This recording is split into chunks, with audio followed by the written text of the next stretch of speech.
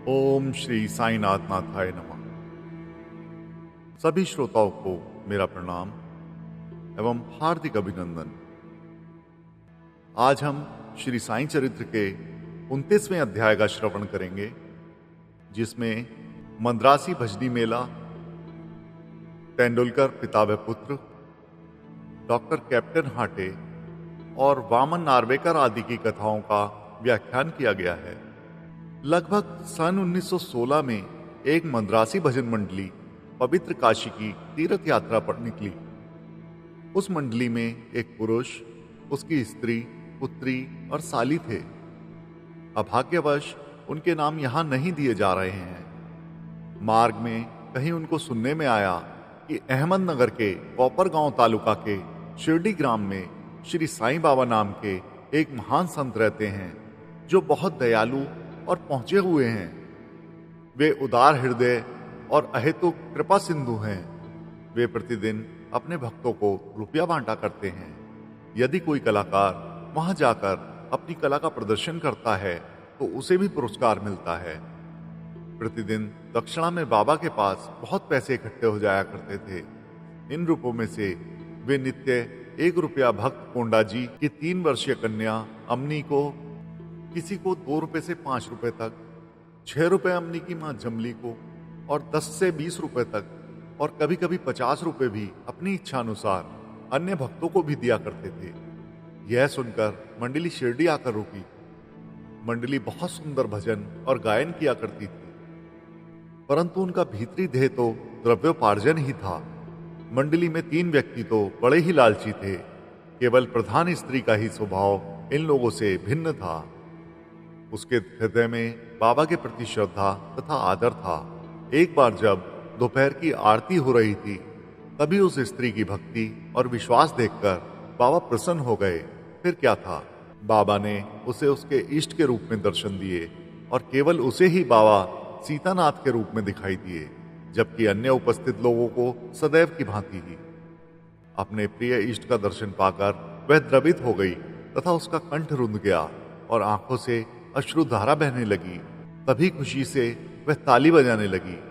उसको इस प्रकार आनंदित देख लोगों को कौतूहल तो होने लगा, परंतु कारण किसी को भी ज्ञात न हो रहा था। दोपहर के पश्चात उसने यह भेद अपने पति के आगे प्रकट किया। बाबा के श्री राम स्वरूप में उसे कैसे दर्शन हुए इत्यादि उसने सब बताया। पति ने सोचा कि मेरी स्त्री बहुत भोली और भावुक है, अतः इसे राम का दर्शन होना एक मानसिक विकार के अतिरिक्त कुछ भी नहीं है। उसने ऐसा कहकर उसकी उपेक्षा कर दी। और कहीं यह भी संभव हो सकता है कि केवल तुम्हें ही बाबा राम के रूप में दिखें और अन्य लोगों को सदैव की भांति ही। स्त्री ने कोई प्रतिवाद नहीं किया, क्योंकि उसे राम के दर्शन जिस प्रकार उस समय हुए थे वैसे ही अब भी हो रहे थे। उसका मन शांत, स्थिर और संतृप्त हो चुका था। इसी प्रकार दिन बीतते गए। एक दिन रात्रि में उसके पति को एक विचित्र स्वप्न आया। उसने देखा कि एक बड़े शहर में पुलिस ने गिरफ्तार कर डोरी से बांधकर उसे कारावास में डाल दिया है। तत्पश्चात ही उसने देखा कि बाबा शांत मुद्रा में सीकचों के बाहर उसके समीप खड़े हैं। उन्हें अपने समीप खड़े देखकर वह गिड़गिड़ाकर कहने लगा कि आपकी कीर्ति सुनकर ही मैं आपके श्री चरणों में आया हूँ। फिर आपके इतने निकट होते हुए भी मेरे ऊपर यह विपत्ति क्यों आई है? तब वे बोले, तुम्हें अपने बुरे कर्मों का फल अवश्य भुगतना चाहिए। वह पुनः बोला, इस जीवन में मुझे अपने ऐसे कर्म की स्मृति नहीं है जिसके कारण मुझे ये दुर्दिन देखने का अवसर मिला। बाबा ने कहा, यदि इस जन्म में नहीं तो गत जन्म में अवश्य कोई बुरा कर्म किया होगा। तब वह कहने लगा, मुझे तो अपने गत जन्म की कोई स्मृति नहीं है, परंतु यदि एक बार मान भी लूं कोई बुरा कर्म किया भी होगा तो आपके यहाँ होते हुए उसे भस्म हो जाना चाहिए, जिस प्रकार सूखी घास अग्नि द्वारा शीघ्र भस्म हो जाती है। बाबा ने पूछा, क्या तुम्हारा सचमुच ऐसा दृढ़ विश्वास है? उसने कहा, हाँ। बाबा ने उससे अपनी आंखें बंद करने को कहा और जब उसने अपनी आंखें बंद की, उसे किसी भारी वस्तु के गिरने की आवाज सुनाई दी। आंखें खोलने पर उसने अपने को कारावास से मुक्त पाया। पुलिस वाला नीचे गिरा हुआ पड़ा है तथा उसके शरीर से रक्त प्रवाहित हो रहा है। यह देखकर वह अत्यंत भयभीत दृष्टि से बाबा की ओर देखने लगा। तब बाबा बोले, बच्चू, अब तुम्हारी अच्छी तरह खबर ली जाएगी। पुलिस अधिकारी अभी आएंगे और तुम्हें गिरफ्तार कर लेंगे। तब वह गिड़गिड़ाकर कहने लगा कि आपके अतिरिक्त मेरी रक्षा और कौन कर सकता है? मुझे तो एकमात्र आपका ही सहारा है भगवान, मुझे किसी प्रकार बचा लीजिए। तब बाबा ने फिर उससे आंखें बंद करने को कहा। आंखें खोलने पर उसने देखा कि वह पूर्णतः मुक्त होकर सीखचों से बाहर खड़ा है और बाबा भी उसके समीप ही खड़े हैं। तब वह बाबा के श्री चरणों पर गिर पड़ा। बाबा ने पूछा, मुझे बताओ तो तुम्हारे इस नमस्कार और पिछले नमस्कारों में किसी प्रकार की भिन्नता है या नहीं? इसका उत्तर अच्छी तरह से सोच कर दो। वह बोला, आकाश और पाताल में जो अंतर है वही अंतर मेरे पहले और इस नमस्कार में है। मेरे पूर्व नमस्कार तो केवल धन प्राप्ति की आशा से ही थे, परंतु यह नमस्कार मैंने आपको ईश्वर जानकर ही किया है। पहले मेरी धारणा ऐसी थी कि यवन होने के नाते आप हिंदुओं के धर्म को भ्रष्ट कर रहे हैं। बाबा ने पूछा कि क्या तुम्हारा यवन पीरों में विश्वास नहीं है? प्रत्युत्तर में उसने कहा, जी नहीं। तब वे फिर पूछने लगे, क्या तुम्हारे घर में एक पंजा नहीं है? क्या तुम ताबूत की पूजा नहीं करते? तुम्हारे घर में अभी भी एक काट बीबी नाम की देवी है, जिसके सामने तुम विवाह तथा अन्य धार्मिक अवसरों पर कृपा की भीख मांगा करते हो। अंत में जब उसने स्वीकार कर लिया तो वे बोले कि इससे अधिक अब तुम्हें क्या प्रमाण चाहिए? तब उनके मन में गुरु श्री रामदास के दर्शनों की इच्छा हुई। बाबा ने ज्यों ही उससे घूमने को कहा, उसने देखा कि श्री रामदास स्वामी उसके सामने खड़े हैं और जैसे ही वह उनके चरणों में गिरने को तत्पर हुआ, वे तुरंत अदृश्य हो गए। तब बाबा से कहने लगा, आप तो वृद्ध प्रतीत होते हैं, क्या आपको अपनी आयु विदित है? बाबा ने पूछा कि तुम क्या कहते हो कि मैं एक बूढ़ा हूं? थोड़ी दूर मेरे साथ दौड़कर तो देखो। ऐसा कहकर बाबा दौड़ने लगे और वह भी पीछे पीछे दौड़ने लगा। दौड़ने से पैरों द्वारा जो धूल उड़ी उसमें बाबा लुप्त हो गए और तभी उसकी नींद खुल गई। जागृत होते ही वह गंभीरता पूर्वक इस स्वप्न पर विचार करने लगा। उसकी मानसिक प्रवृत्ति में पूर्ण परिवर्तन हो गया। अब उसे बाबा की महानता विदित हो चुकी थी। उसकी लोभी तथा शंकालु प्रवृत्ति लुप्त हो गई थी और हृदय में बाबा के चरणों के प्रति सच्ची भक्ति उमड़ पड़ी। वह था तो एक स्वप्न मात्र ही, परंतु उसमें जो प्रश्नोत्तर थे वे अधिक महत्वपूर्ण थे। दूसरे दिन जब सब लोग मस्जिद में आरती के निमित्त एकत्रित हुए, तब बाबा ने उसे प्रसाद में लगभग 2 रुपए की मिठाई और 2 रुपया नगद अपने पास से देकर आशीर्वाद दिया। उसे कुछ दिन और रोककर उन्होंने आशीष देते हुए कहा कि अल्लाह तुम्हें बहुत देगा और अब सब अच्छा ही होगा। बाबा से उसे अधिक द्रव्य की प्राप्ति तो ना हुई, परंतु उनकी कृपा उसे अवश्य प्राप्त हो गई, जिससे उसका बहुत ही कल्याण हुआ। मार्ग में उसको यथेष्ट द्रव्य प्राप्त हुआ और उनकी यात्रा बहुत सफल रही। उन्हें यात्रा में कोई कष्ट या असुविधा ना हुई और वे अपने घर सकुशल पहुंच गए।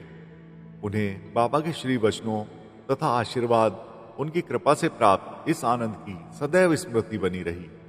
इस कथा से विदित होता है कि बाबा किस प्रकार अपने भक्तों के समीप पधारकर उन्हें श्रेयस्कर मार्ग पर लेकर आते थे और आज भी लेकर आते हैं।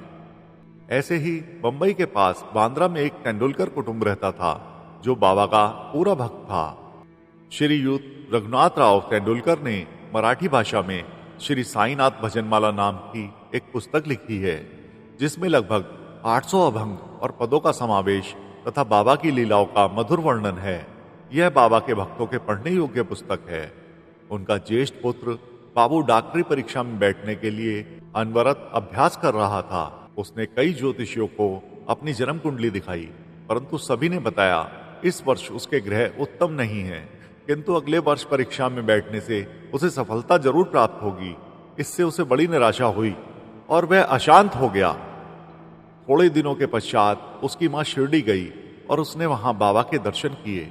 अन्य बातों के साथ उसने अपने पुत्र की निराशा तथा अशांति की भी बात बाबा से कही।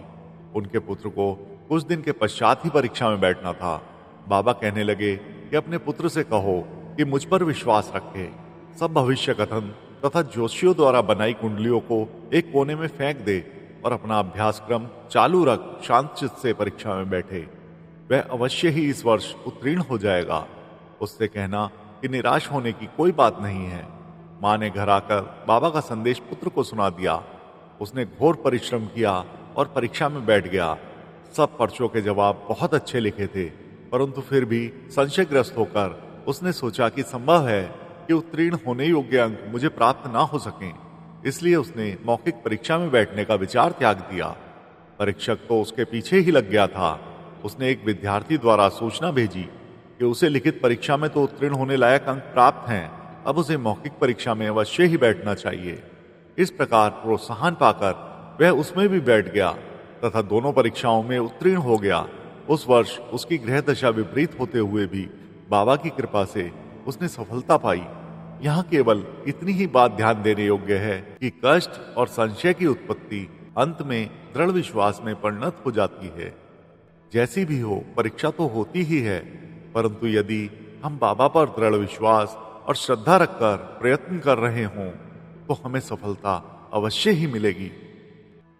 इसी बालक के पिता रघुनाथ राव बंबई की एक विदेशी व्यावसायिक कंपनी में नौकरी करते थे। वे बहुत वृद्ध हो चुके थे और अपना कार्य सुचारू रूप से नहीं कर सकते थे, इसलिए वे अब छुट्टी लेकर विश्राम करना चाहते थे। छुट्टी लेने पर भी उनके शारीरिक स्वास्थ्य में कोई विशेष परिवर्तन न हुआ। अब यह आवश्यकता थी कि सेवानिवृत्ति की पूर्णकालिक छुट्टी ले ली जाए। एक वृद्ध और विश्वास पात्र नौकर होने के नाते प्रधान मैनेजर ने उन्हें पेंशन देकर सेवानिवृत्त करने का निर्णय लिया। पेंशन कितनी दी जाए, ये प्रश्न विचाराधीन था। उन्हें 150 रुपये मासिक वेतन मिलता था। इस हिसाब से पेंशन हुई 75 रुपये, जो कि उनके कुटुंब के निर्वाह के लिए अपर्याप्त थी। इसलिए वे बड़े चिंतित थे। निर्णय होने के 15 दिन पूर्व ही बाबा ने श्रीमती तेंदुलकर के स्वप्न में दर्शन देकर कहा कि मेरी इच्छा है कि पेंशन 100 रुपये कर दी जाए, क्या तुम्हें इससे संतोष होगा? श्रीमती तेंदुलकर ने कहा, बाबा, मुझ दासी से आप क्या पूछते हैं? हमें तो आपके श्री चरणों में पूर्ण विश्वास है। यद्यपि बाबा ने 100 रुपये कहे थे, परंतु उसे विशेष प्रकरण समझकर 10 रुपये अधिक अर्थात 110 रुपये पेंशन निश्चित हुई। बाबा अपने भक्तों के लिए इतना अपरिमित स्नेह और कितनी चिंता रखते थे। इसी प्रकार बीकानेर के निवासी कैप्टन हाटे बाबा के परम भक्त थे। एक बार स्वप्न में बाबा ने उनसे पूछा, क्या तुम्हें मेरी विस्मृति हो गई है? श्री हाटे ने उनके श्री चरणों से लिपटकर कहा, यदि बालक अपनी मां को भूल जाए तो क्या वह जीवित रह सकता है? इतना कहकर श्री हाटे शीघ्र बगीचे में जाकर कुछ वलवपड़ी यानी सेब तोड़कर ले आए और एक थाली में सीधा यानी सूखी भिक्षा तथा दक्षिणा रखकर बाबा को भेंट करने आए। उसी समय उनकी आंखें खुल गईं और उन्हें ऐसा भान हुआ कि वह तो एक स्वप्न था। फिर ये सब वस्तुएं जो उन्होंने स्वप्न में देखी थी बाबा के पास शिरडी भेजने का निश्चय कर लिया। कुछ दिनों के पश्चात वे ग्वालियर आए और वहां से अपने एक मित्र को 12 रुपए का मनी आर्डर भेजकर पत्र में लिख भेजा कि 2 रुपए में सीधा की सामग्री और वलवपड़ी आदि मोल लेकर तथा 10 रुपए दक्षिणा स्वरूप साथ में रखकर मेरी ओर से बाबा को भेंट कर देना। उनके मित्र ने शिरडी आकर सब वस्तुएं तो संग्रह कर ली, परंतु वलपपड़ी प्राप्त करने में उन्हें अत्यंत कठिनाई हुई। थोड़ी देर के पश्चात ही उन्होंने एक स्त्री को सिर पर टोकरी रखे सामने से आते देखा। उन्हें यह देखकर अत्यंत आश्चर्य हुआ कि उस टोकरी में वलपपड़ी के अतिरिक्त कुछ भी न था। तब उन्होंने वलपपड़ी खरीदकर सब एकत्रित वस्तुएं लेकर मस्जिद में जाकर श्री हाटे की ओर से बाबा को भेंट कर दी। दूसरे दिन श्री निमोड़कर ने उसका नैवेद्य तैयार कर बाबा को भोजन कराया। सब लोगों को बड़ा विस्मय हुआ कि बाबा ने भोजन में केवल वलपपड़ी ही खाई और अन्य वस्तुओं को स्पर्श तक न किया। उनके प्रिय मित्र द्वारा जब इस समाचार का पता कैप्टन हाटे को चला तो वे गदगद हो उठे और उनके हर्ष का पारवार न रहा। एक अन्य अवसर पर कैप्टन हाटे ने विचार किया कि बाबा के पवित्र करकमलों द्वारा स्पर्शित 1 रुपया लाकर अपने घर में अवश्य ही रखना चाहिए। अचानक ही उनकी भेंट अपने एक मित्र से हो गई जो शिरडी जा रहे थे। उनके हाथ ही श्री हाटे ने 1 रुपया भेज दिया। शिरडी पहुंचने पर बाबा को यथा योग्य प्रणाम करने के पश्चात उसने दक्षिणा भेंट की, जिसे उन्होंने तुरंत ही अपनी जेब में रख लिया। तत्पश्चात ही उसने कैप्टन हाटे का रुपया भी अर्पण किया, जिसे वे हाथ में लेकर गौर से निहारने लगे। उन्होंने उसका अंकित चित्र ऊपर की ओर कर अंगूठे पर खनखनाया और अपने हाथ में लेकर देखने लगे। फिर वे उनके मित्र से कहने लगे कि ऊदी सहित यह रुपया अपने मित्र को लौटा देना, मुझे उनसे कुछ नहीं चाहिए। उनसे कहना कि वे आनंद पूर्वक रहें। मित्र ने ग्वालियर आकर वह रुपया हाटे को देकर वहां जो कुछ हुआ था वह सब सुनाया, जिसे सुनकर उन्हें बड़ी प्रसन्नता हुई और उन्होंने अनुभव किया कि बाबा सदैव उत्तम विचारों को प्रोत्साहित करते हैं। उनकी मनोकामना बाबा ने पूर्ण कर दी। श्रोतागण, अब एक भिन्न कथा श्रवण करें। एक महाशय जिनका नाम वामन नार्वेकर था, उनकी साईं चरणों में प्रगाढ़ प्रीति थी। एक बार वे एक ऐसी मुद्रा लाए जिसमें एक ओर राम, लक्ष्मण और सीता तथा दूसरी ओर करबद्ध मुद्रा में मारुति का चित्र अंकित था। उन्होंने यह मुद्रा बाबा को इस अभिप्राय से भेंट की कि वे इसे अपने करिस्पृश से पवित्र कर ओदी सहित लौटा दें, परंतु उन्होंने उसे तुरंत अपनी जेब में रख लिया। श्यामा ने वामन राव की इच्छा बताकर उनसे मुद्रा वापस करने का अनुरोध किया। तब वे वामन राव के सामने ही कहने लगे कि यह भला उनको क्यों लौटाई जाए, इसे तो हमें अपने पास ही रखना चाहिए। यदि वे इसके बदले में 25 रुपये देना स्वीकार करें तो मैं इन्हें लौटा दूंगा। वह मुद्रा वापस पाने हेतु श्री वामन राव ने 25 रुपये एकत्रित कर उन्हें भेंट किए। तब बाबा कहने लगे कि इस मुद्रा का मूल्य तो 25 रुपये से कहीं अधिक है। श्यामा, तुम इसे अपने भंडार में जमा करके अपने देवालय में प्रतिष्ठित कर इसका नित्य पूजन करो। किसी का साहस न था कि वे यह पूछ ले कि उन्होंने ऐसी नीति क्यों अपनाई। यह तो केवल बाबा ही जाने कि किसके लिए कब और क्या उपयुक्त है। श्रोताओं, आपने बड़े भक्ति भाव से, बड़े ही प्यार पूर्वक, बड़े ही ध्यान से श्री साईं चरित्र के 29वें अध्याय का श्रवण किया। इसके लिए हम आपके हार्दिक आभारी हैं। ओम श्री सद्गुरु साईनाथार्पणमस्तु। शुभम भवतु। ओम साई राम।